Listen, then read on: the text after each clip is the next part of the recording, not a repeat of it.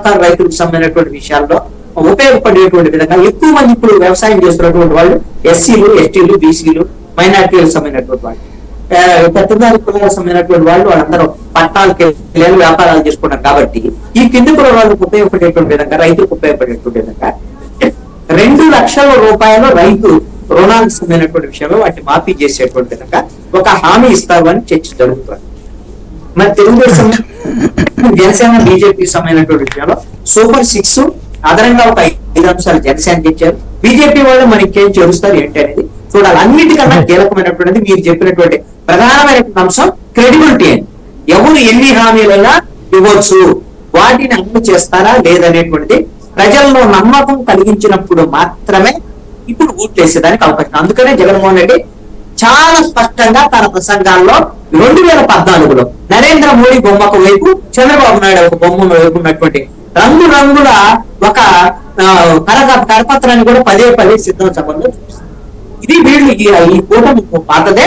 వీళ్ళు ఎలాంటి హామీలు ఇచ్చారు, అప్పుడు డ్వాక్రా రుణమాఫీ అని అన్నారు. అదే విధంగా రైతులకు సంబంధించిన రుణమాఫీ విషయాలు కూడా వీళ్ళు అమలు చేసి ఉండలేదు. కానీ వీళ్ళ మాటలు మీరు నమ్మొచ్చు.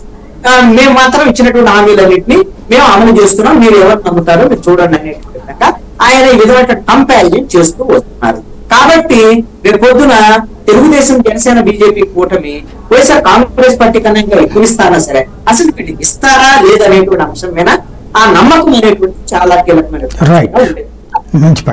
శాంతి ప్రసాద్ గారు ఏమంటారు? సాయి గారు, మీకు ప్యానల్ ఉన్న పెద్దలు, సోదరులు చూసినట్టు నమస్కారం.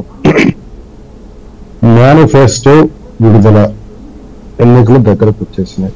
నామినేషన్ ప్రక్రియలో అత్యంత కీలక ఘట్టమైన స్క్రూటినీ కూడా అయిపోయింది. ఇంకా 1-2 రోజుల్లో విత్ డ్రాస్ అయిపోతే ఫైనల్ అభ్యర్థుల లిస్టులు కూడా ప్రకటన చేయడం జరుగుతుంది. ఇక యుద్ధానికి వెళతారు.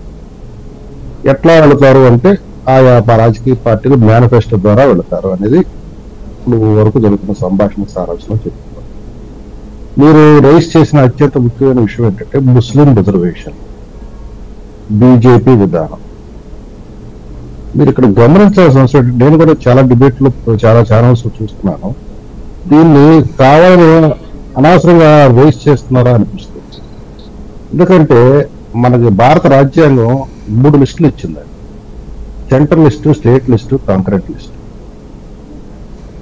ఇప్పుడు బీసీ రిజర్వేషన్ అనే అంశం మీద కేంద్ర ప్రభుత్వం ఒక స్పష్టమైన విధానం ప్రకటించింది.